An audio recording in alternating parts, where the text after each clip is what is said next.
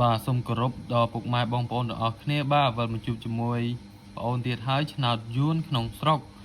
បាទវិលមកជួបបងអូននៅថ្ងៃទី4ខែ12 2025នេះណាវិលមកជួបបងអូនទៀតហើយឥឡូវយើងមកមើលនៅថ្ងៃទី3ខែ12នៅម៉ោង4កន្លះវិញណាបងតែបងអូនបានឲ្យចូលនេះចូលចំ93ណា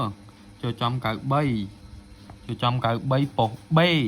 ចូលចំប៉ុស្តិ៍ល្អណាស់បងប្អូនអើយ93ចំប៉ុស្តិ៍ B តែម្ដងដែលបងប្អូនទិញលេខទៅថ្ងៃទី3នេះណាដែលបានលុយច្បាស់ខ្លាំងហ្មងដែលបានលុយ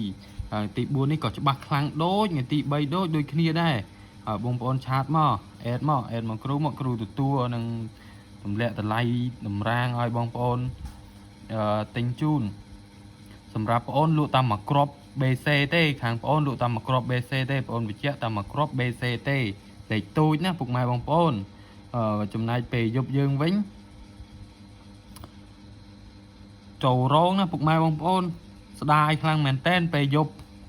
យើង slow តិចនេះបងអូនឲ្យ39ចេញ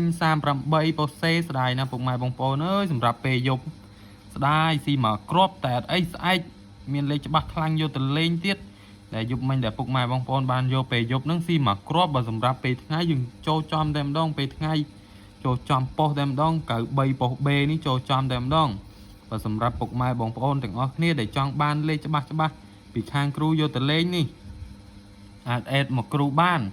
ឈ្មោះ Facebook របស់គ្រូឆ្នោតយួនក្នុងស្រុកបងប្អូនអេតមកឆ្នោតយួនក្នុងស្រុកតាំងរុកបែបនេះបងប្អូនอย่าច្រឡំ Facebook គេផ្សេងណានៃ Facebook របស់បងប្អូនបែបនេះបើបងប្អូនចង់បានលេខ free ក្នុង YouTube ទៅលេងនេះបង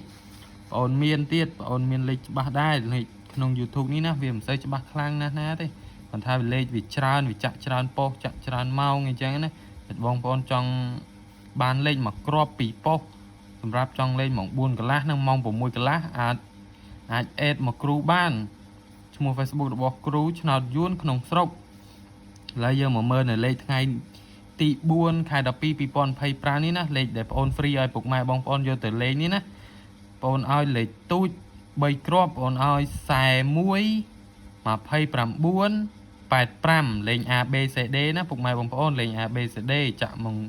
នៅម៉ោង4កន្លះនិងម៉ោង6កន្លះហើយចំណែកលេខធំបងអូនឲ្យ541គុណ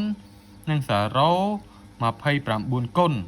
បងប្អូនអាចយកទៅចាក់បាននេះលេខ free បើបងប្អូនចង់បានលេខច្បាស់ចំប៉ុស្តិ៍ចំគ្រាប់អាចអេតមកគ្រូបាន Facebook គ្រូនេះគ្រូបញ្ជាក់ណាថា Facebook ឈ្មោះឆ្នោតយួនដក clear ក្នុងស្រុកឆ្នោតយួនក្នុងស្រុករូបតាំងបែបនេះចង់បានលេខច្បាស់ដែលដូចពុកម៉ែបងប្អូនយកទៅលេងនៅម៉ោង4កន្លះចូលចំនេះណាអាចអេតមកគ្រូបាននេះដែលពុកម៉ែបងប្អូនចូលនៅម៉ោង4កន្លះនេះណា93ប៉ុស្តិ៍ B នេះណាកុំភ្លេចជួយដាក់សកលឲ្យគ្រូផងនឹងបានលេខហេងយកទៅលេងទៀតសម្រាប់ថ្ងៃនេះបងប្អូនមានតែប៉ុណ្្នឹងទេជូនពរពុកម៉ែបងប្អូនសុខសប្បាយនិងហេងទាំងអស់គ្នា